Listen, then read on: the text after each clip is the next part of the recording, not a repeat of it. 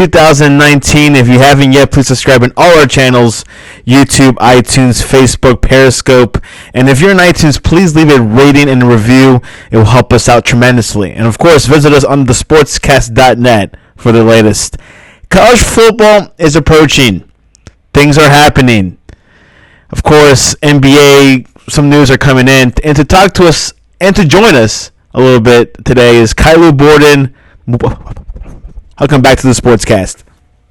Thank you. Caillou Borden, it's been one heck of a summer. Of course, the NBA free agency. Now we got some college football coming up.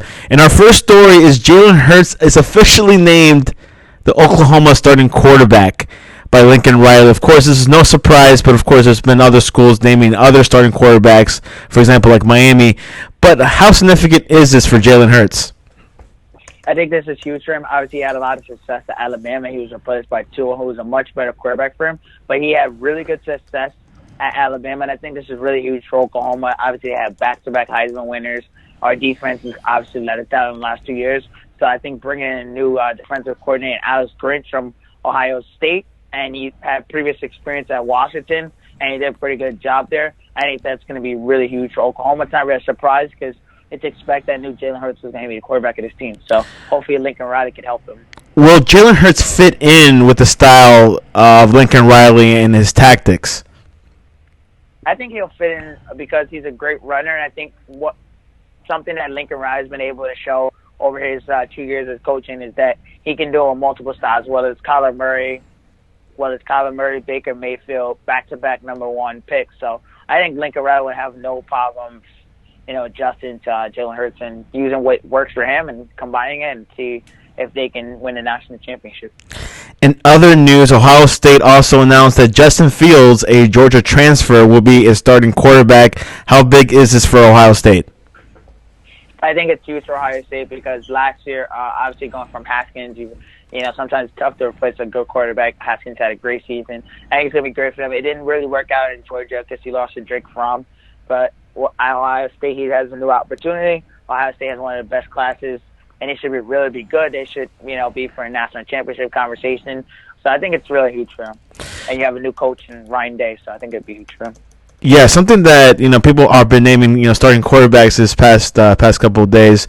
University of Miami also did not name the transfer from Ohio State. I think his name is, correct me if I'm wrong, Terrell, or hold on, let me look at the roster here.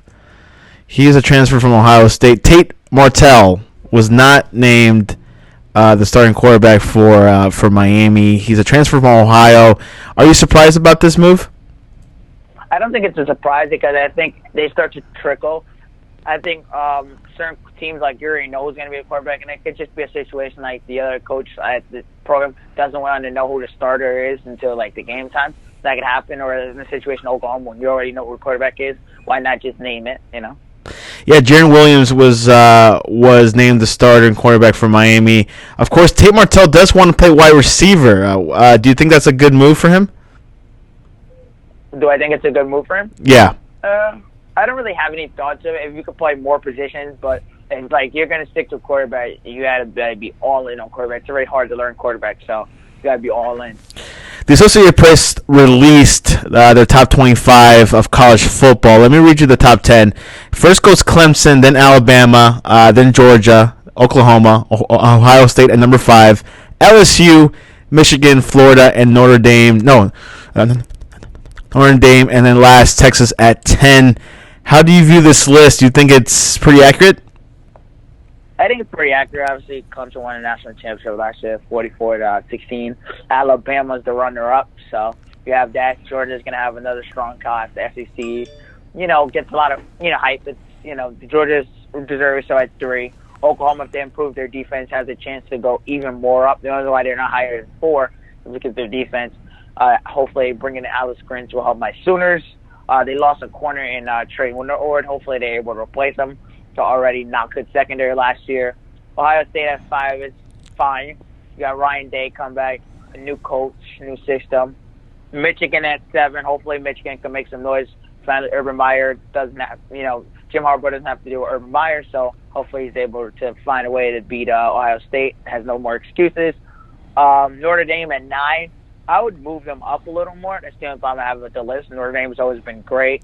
They've always been slept on. I know they play an independent. A lot of people say it's not conferences. I feel like they should be up more.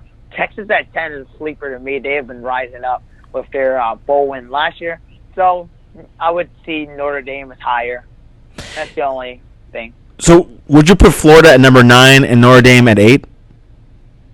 Yeah, I'd move Notre Dame. I'd move Notre Dame up. Yeah, because people are saying that Florida is overrated. I think they have issues with injuries in their squad.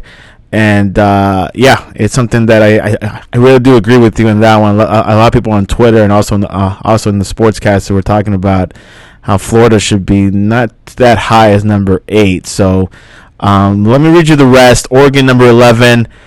Texas A&M 12, Washington, Utah, Penn State, Auburn at 16, UCF at 17, Michigan State at 18, Wisconsin at 19, Iowa, then Iowa State, Syracuse, Washington State, Nebraska, and Stanford.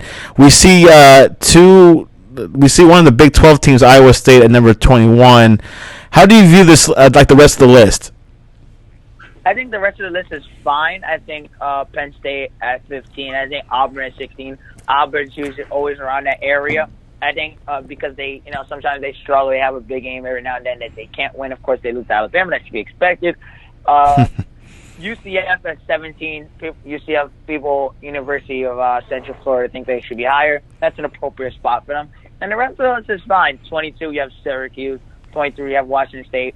25, you have Stanford. They were cracked top 25. So the rest of the list is fine. I don't really have any complaints there. Yeah, obviously, these teams will definitely shift throughout the season once week 1. There will be, I like the first big game is Auburn and Oregon. And, of course, whatever happens there is going to be interesting. Obviously, Oregon's number 11, which they're calling them a sleeper. Do you know or do you think any of these, these lower teams could be a sleeper and maybe move up really quick? Of the lower teams, what range are we talking about? Let's go around between 11 and 25. Out of 11 and 25, I would have to go Auburn because they're in the SEC and they always play tough against those teams. And they've been able to beat Alabama in that Chris Davis game a couple years ago.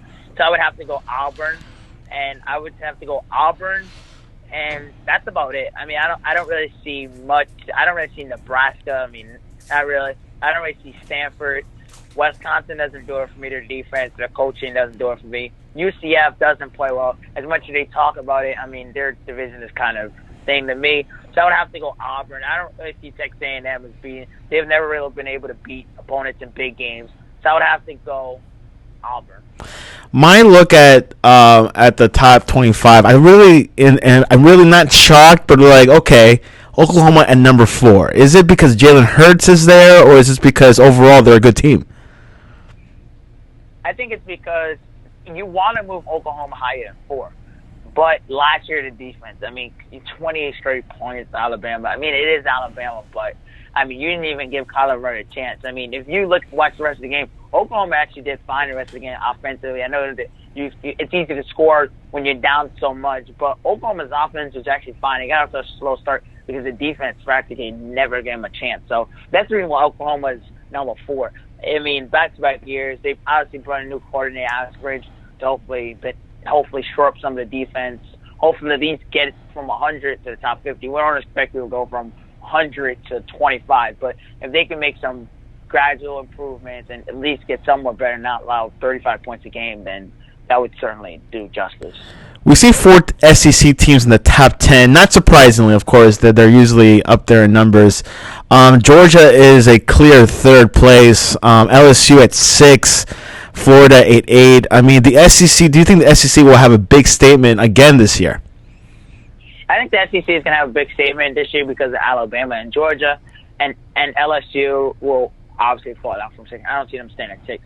But and I think Florida's a little overrated. But I think the SEC, because when you have 2 of the top teams in the nation in the top 4, that's always going to be consistent. Alabama's going to beat it, and Georgia's going to beat it throughout the whole year. And it depends if they're able to beat Alabama, if they're going to be able to get in. I don't want to hear from Georgia fans why we didn't get in with 2 losses when none of the teams have been able to get in with two two losses since the college football playoffs even started. And you had the opportunity to beat Bama, and you were winning heading into the fourth quarter, and you couldn't do it. So they're obviously going to be there. And Florida's a little overrated, but the SEC is going to definitely be where it's at, and along with the other conferences. Can we see like another LSU have a good start, and then at the end they just choke against Alabama? It's definitely possible. Like I said with Georgia, it's definitely possible. These teams have had their great moments against the SEC, and they've had their opportunities. They just haven't been able to take advantage.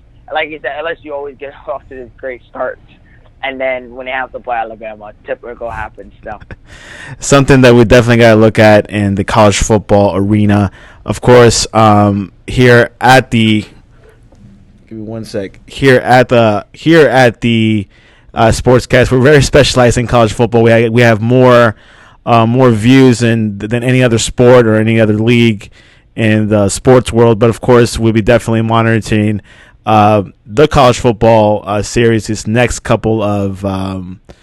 It's going to be pretty exciting. And of course, our big show, which Caillou will be on it, will be this Thursday at 6 p.m. Eastern. We'll be talking every conference. Caillou is specialized in the Big 12. He'll be focused on that this year. Of course, he'll be talking about other conferences if he needs to. Let's go into the NBA. Of course, the Rich Paul, he's an agent of the NBA, and maybe Caillou can just tell us a little bit of what's going on with that situation. So recently, the college came out with a new rule that Rich Paul and other future agents, which doesn't particular Rich Paul, but they're going to have requirements. One of the requirements is they're going to have to pass a test in Indianapolis by the NCAA straight. They're going to have a 3-year background. Also, just being a regular agent, which Rich Paul is actually 4, and he's up for the other thing. But they're also going to have to have a bachelor's degree. And my whole stance was it depends. I mean, obviously, Rich Paul was able to do it without a typical degree. I think Rich Paul represents, in case people don't know, he represents Anthony Davis, he represents Ben Simmons, he represents LeBron. This is all case by case. It worked for Rich Paul. He obviously used his experience over his college necessary experience. He didn't have any.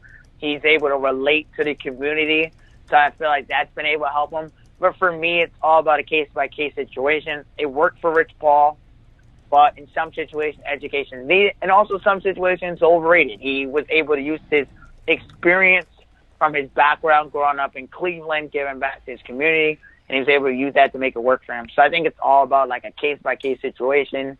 How do you use your experience? What you do with your college experience? So that depends. Can you tell can you explain to the audience who is Rich Paul and what is his background? Rich Paul is an American sports agent.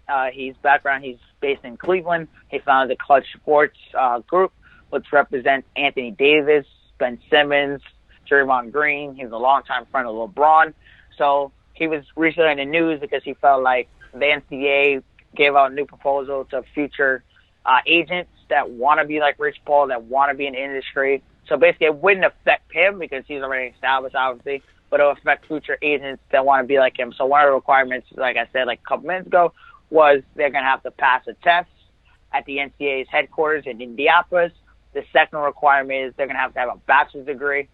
And the third requirement is you're going to have 3 years experience. So 3 years experience, you have to pass the bachelor's degree. So those are things that Rich Paul, because he feels like, the black people may not have access to, to graduate from college because due to their finance, their background. So basically Rich Paul was fighting against that. Adam Silver said today, I think Rich has more than demonstrated that he's a professional negotiator and that he's highly trained and competent agent. I think the best way would be to say that there are exceptions that can be made, and he's a perfect example of that. I didn't even know all about Rich's background until I read a long feature on him in Sports Illustrated recently. I knew a little bit about his background and how he met LeBron and their other group that worked together, but it's a classic sort of American rags to Rich's history, in essence, what he's overcome in his life, difficult circumstances, and be the success he has totally demonstrates that there are other paths to success. A traditional one is through college, but certainly for the league. And I can't speak for the NCAA. We want to ensure people from all walks of life can be successful in our system. One thing that I do think maybe be implemented in the future is going to the NBA G League. I think jump into that. Obviously, I think the minimum Your minimum salary is $150,000. Do you think that's a possibility? NBA could say you don't have to go to college, but you could go to the G League. I think it's a possibility, but I think from a resource standpoint, I think the NBA will have to do a better job of making sure the transfer from high school to the G League is there, just like they have with all the AAU circuits and all that. I think I think they would definitely have to improve the G League. I think all 30 teams will have to have a G League facility because not all 30 teams have a G League. I think most of them do, but the Portland Trailblazers don't have a G League team. So all 30 teams will have to have a G League team. You would have to update, and you have to straight invest in your G League teams. I think the NBA will have to look into having all 30 teams invest in your G League team, and you would have to have a system in which the G League, because we have a G League now, but, they don't talk about it. So, you would have to have a situation where people are investing in it, people are making sure guys are cared for it. There's a system in place to make sure it works. And of course, there's been some players that have transferred from the G League to the NBA, like Quinn Cook.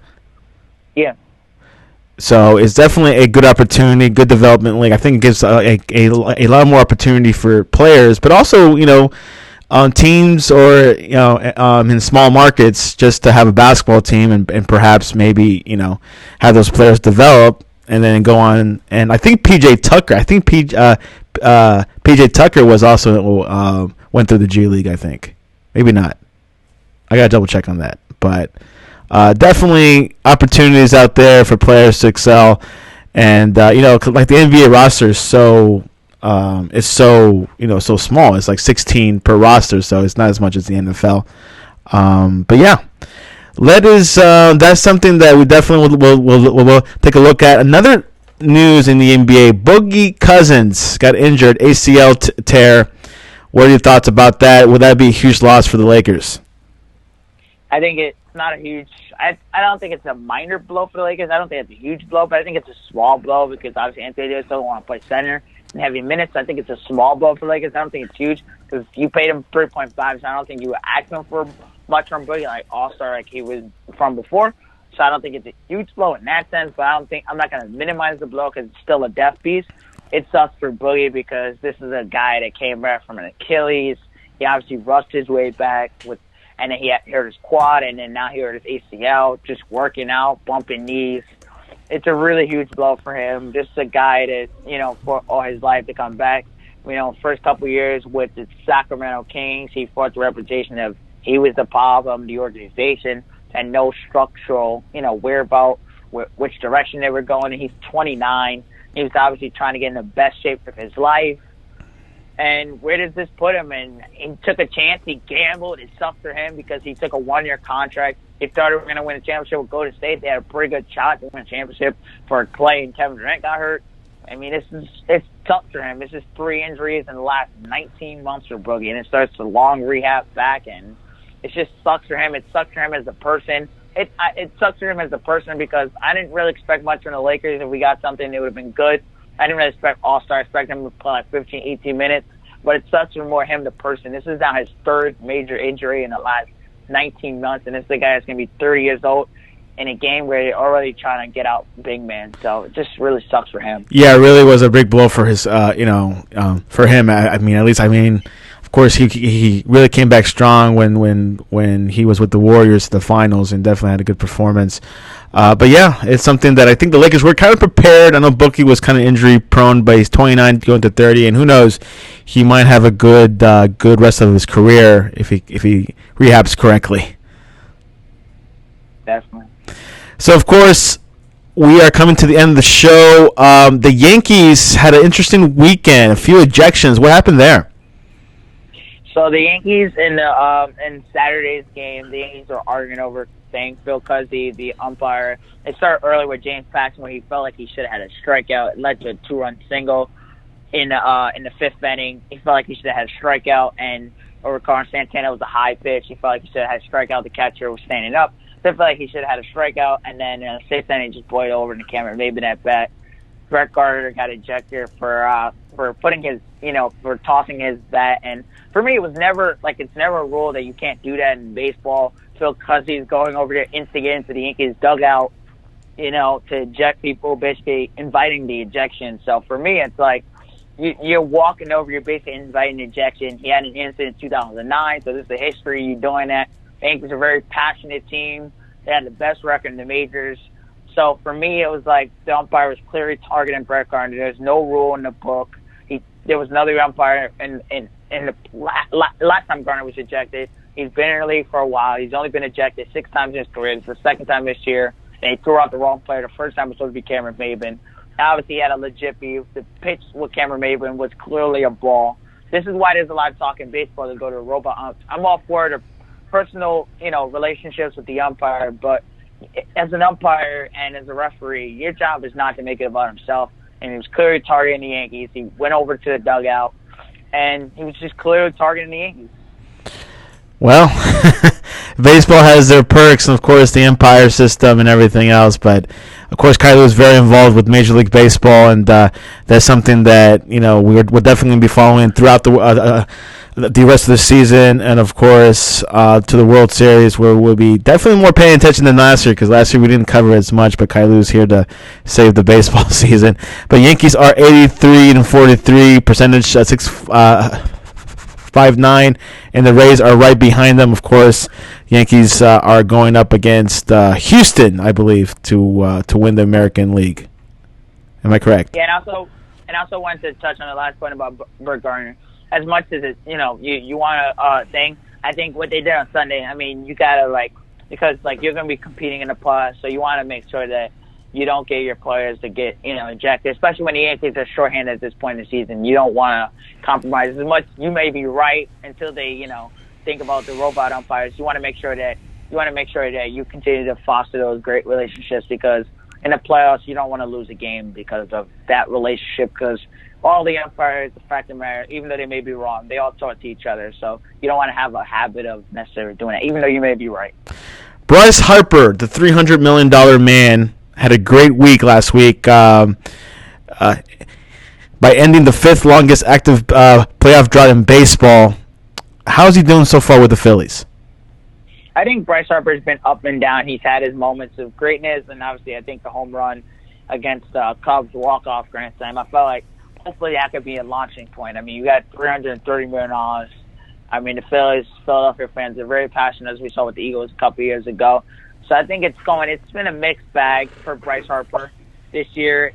It's been a very mixed bag for him. He's had moments where he's done great. He's had moments where he struggled. I always look at Bryce Harper. He's batting .254, 26 homers, 90 RBIs. Excuse me. He's been hot of late. So I think Bryce Harper, for him, it's all about drawing his walk. He has a 37% OBP, which is really good. He's obviously struggled this year against righties, .248, but he's been solid. He's been training. For Bryce, it's all going to be about, how consistent does he play. This is why I never, ever put him in a Mike Trout, thing, because Mike Trout is simply more, consistent. So I think for Bryce, it's going to be all about being consistent for the rest of the year, having those periods where he doesn't have those extended slumps. Slumps are part of baseball, but you want to try to have as few as you can have so that they can try to get in the plus, because they're not winning the division. The Braves are going to win that division. I'm really confident on that. The Braves are going to win that division. And you're really battling for a wild card. And for me, it's going to be the NL Central and the NL East. So those are the two divisions that's going to get a wild card, because no one's coming out of NL West, because the Giants aren't going to get a wild card spot. The Cardinals aren't definitely getting a wild card spot. And none of those the Rockies aren't getting it with their pitching. So it's going to come down to NL East and NL Central. Either the Cubs, Brewers, Cardinals, that's going to be very interesting to see who wins Central. Whoever doesn't win the Central, that's going to be a wild card team. And then in the NL East, it's going to be the Nationals, because they're pitching. Patrick Corbin, Steven Strasburg, and Max Scherzer's come back tomorrow. So that's strong enough to get you in the plus, and then anything can happen in that one game. And the Nationals have a deep pitching staff. Plus, they have Juan Soto, who's amazing. Juan Soto's amazing. And they have Trey Turner, who can steal a lot of bases. And the Nationals, that can get them in the plus. It feels like there's a lot of excitement this year. I'm not sure, because the Yankees are doing well, or maybe because of Bryce Harper. But what is it?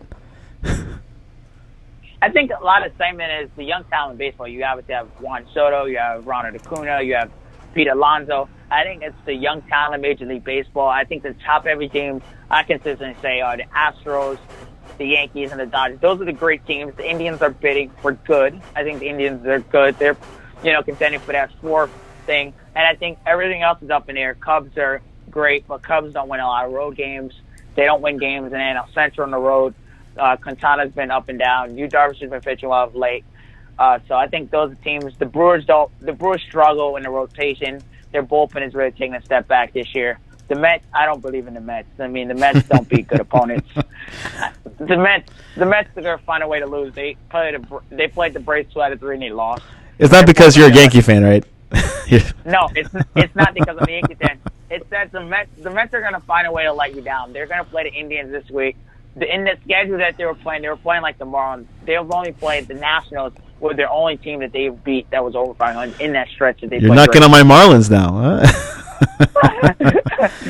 No, but I agree. Yeah, Marlins are not a good team. Hopefully, like they say, it's a 5-year plan, but it takes time to build these teams. But sometimes you gotta be very patient. But yeah, Yankees are having a good one. Phillies, do you think they'll go deep in the playoffs, or do you think they'll stop somewhere? Who did you say I think they'll go deep? I couldn't hear. The Phillies. I don't think they'll go deep because Jake Arrieta is going to be out the rest of the year, and it's just a bummer. He hasn't pitched well this year. I don't think the Phillies have the rotation to necessarily go deep in the playoffs because Jake Arrieta is going to be out the rest of the year. And I don't think they have the lineup. I don't think their lineup is that strong. Their bullpen is middle. I don't really trust their bullpen. And Gabe Kapler I don't really trust his in-game decisions to go deep in the playoffs. I will ask you this later on when the playoff starts, but can you name a sleeper right now? A sleeper in the playoffs would be the Indians because the Indians, they're in the AL Central hunt with the Twins. So whoever wins that is going to be not in the wild card. So I think the Indians are great because Jose Ramirez is heating up. He's been really great. He crushed my Yankees this weekend. Really bummed out by that. Francisco Lindor is still one of the best shortstops in the game. Obviously, you have that. You have Yasiel Puig, who's really been helping them. He is really good. Shane Bieber in their rotation has done a good job. Zach Plesac, who we saw this weekend, did a solid job. And also, they have Corey Kluber still lurking. So the Indians have the pitching staff, what it takes. They also have a solid bullpen. Jose Ramirez has been coming along of late. You still have Lindor, one of the best shortstops in the game. So the Indians are definitely a sleeper. When they played the Yankees, they were actually up 2-0 in the series, but the Yankees, fortunate enough, and I was thankful enough, they came back and they won that series in 5. So, but the Indians, with their pitching staff, and Terry Francona, who's a 2-time champion, they're going to be right there, and they're a sleeper. You think how are those trades paying off for you guys for the Yankees? Like, is that, I mean, you saw this, okay, this is how it's panning out, or are you surprised so far it's been okay? You talking about the off-season trades? No, like right before the trade deadline that happened this past couple weeks ago. How's Edwin working out for the Yankees? Yeah. I think it's working out fine. It's obviously brought a lot of length to the lineup the Yankees have needed because, God, we've suffered a lot of injuries in the bench. And I also think something this year is that we've had a lot more depth. I think the Yankees always have depth, but I think for me this year, the things that really stand out to me is how well guys are playing. I mean, you talk about Giovanni Urshela, who couldn't hit last year. He hit 220. The Indians and Blue Jays, he got released. And he comes to the Yankees, all of a sudden he's hitting over 330, and I think that's really been great. DJ LeMahieu's been great for us. I've always knew he won the batting title, but just the increased amount of power. People talk about the short porch Yankee Stadium, well, then allow us to hit it on the ground then. And that's been great for us. Adam Ottavino from the Rockies has been really great. His slider has been really, really good. I knew it was good, but when you first see it on your team, now it's better, and it's been great. So the Yankees have had immeasurable contributions. Even guys like Tauchman, guys from the minor leagues, have really done a great job. And the Yankees really haven't missed a beat. This is a team that's 83-43, best record in the majors, despite all the injuries. I want Aaron Boone to get better from an emotional standpoint. I understand last year he was too rigid. He didn't show a lot of emotion. This year I feel like he's even done a great job at, getting better as a manager in his second year. Well, we'll keep the Yankee coverage going with Caillou. He's a New York City native, and, of course, he has the insight of what's going on with the Yankees. And, of course, if you have any comments or any questions, leave a comment below so we can talk about the sport or talk about Yankees or any questions. Anything else before we head into game predictions? No. Major League Baseball, Kansas City Royals at the Baltimore Orioles. I'm going to go with the Kansas City Royals. Washington Nationals versus the Pittsburgh Pirates. I'm going to go Nationals. Nationals have been playing really Nationals have been playing they're playing the Pirates. The Pirates have been struggling since the All-Star break. I read something in Athletic. The Pirates are just fighting. There's organizational power dysfunction. So I'm going Nationals by a lot tonight. Seattle at the Rays. Since it's in the Trop and the Rays play well at home, I'm going to go with the Rays. San Diego at Cincinnati. San Diego at Cincinnati. The Padres. I'm going to stay with Cincinnati. They're 35-30 at home, and the Pirates, the Padres are 29-32. So I'm going to stick with the home team. Milwaukee Brewers at St. Louis. This is going to be really interesting because both teams are fighting for the NL Central. They're in the thick of things. Zach Davis against Dakota Hudson. I think this is really going to be a great game because both teams are fighting for the NL Central and for the playoffs. So I think it's going to be really interesting. But since the Cardinals are home, I'm going to stay with the Cardinals. Angels at the Texans. No, at the Rangers. Texas Rangers. Sorry. I'm going to go Rangers. Yeah, that's going to be also very tight because they have kind of close records. And, of course, NFL preseason, San Francisco at the Denver Broncos. I don't know. Broncos. That's something that preseason, like anyone can win. It's a flip of a coin. Yeah, it's tough to tell. Yeah. Random question. You don't know. Yeah, go ahead. Yeah. You don't know when they're going to take out their starters, so. Yeah, if they have to start the same play, yeah. It's a meaningless game. Favorite pizza restaurant, Papa John's, Pizza Hut, Domino's, or Little Caesars? Domino's. You can't do wrong with Domino's. You're right. I remember you saying that. I think I shouldn't ask that question because I think you mentioned it in a previous sportscast. But just to reinforce our memory, Domino's is Caillou's favorite pizza restaurant, which I think is pretty good. I think over here in Florida is two medium pizzas for $7 each. I don't know if it's the same in New York. Okay, there we go. Definitely. It's nationwide. If it's in New York City, which is a little bit more expensive, it's nationwide. It has to be. And Caillou, how can people reach you to talk to you about Tate Martell?